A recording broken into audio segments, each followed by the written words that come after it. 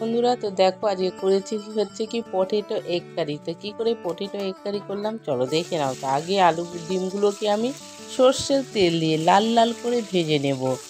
Welcome সবাইকে, সুস্বাগতম আমার চ্যানেলে। প্লিজ যারা ফেসবুক পেজ থেকে দেখছো নতুন আছো তো প্লিজ আমার ফেসবুক পেজটাকে ফলো করে নিও। আমি হলুদ আর লবণ দিয়ে ভালো করে লাল করে ডিমগুলোকে তুলে নিলাম। আর যারা ইউটিউব চ্যানেল থেকে দেখছো তো চ্যানেলটাকে সাবস্ক্রাইব করে দিও। তো দেখো ভাজা হয়ে গেছে। এরপরে আমি আলুগুলোকেও ভালো করে লাল করে ভেজে তুলে নিব। আলু আর ডিম অলরেডি আমি সেদ্ধ করে রেখেছিলাম। তো ওখানে ছোট ছোট গোটা সাইজের আলুগুলোই আমি নিয়েছিলাম। তো এই তেলের মধ্যে দিয়ে দিলাম হচ্ছে কি সামান্য আর একটু তেল আর দুটো তেজপাতা, একটা শুকনো লঙ্কা আর সামান্য একটু গোটা জিরে দিয়ে এটাকে লাল করে একটু ভেজে তারপরে আমি একটা টমেটো কুচি দিয়ে দিলাম। টমেটোর কুচিটাও বেশ লাল করে ভেজে নিয়ে এখানে রসুন, আদা, লঙ্কা আর পেঁয়াজ পেস্ট দিয়ে দিলাম।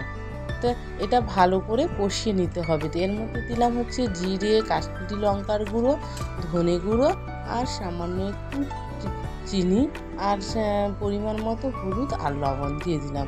দিয়ে ভালো করে মশলাটাকে কষিয়ে নেব। কষিয়ে নেওয়ার পরে তো মশলাটাকে ভালো করে কষাতে হবে। তো সামান্য একটু জল দিয়ে মশলাটাকে ভালো করে কষিয়ে নেব, কারণ মশলাটা পুড়ে গেলে ভালো লাগবে না। আর জল দিয়ে কষালে মশলা কষানোটাও ভালো হবে, সুন্দর হবে। তো দেখো সামান্য একটু জল দিয়ে মশলাটাকে ভালো করে আমি কষিয়ে নিচ্ছি।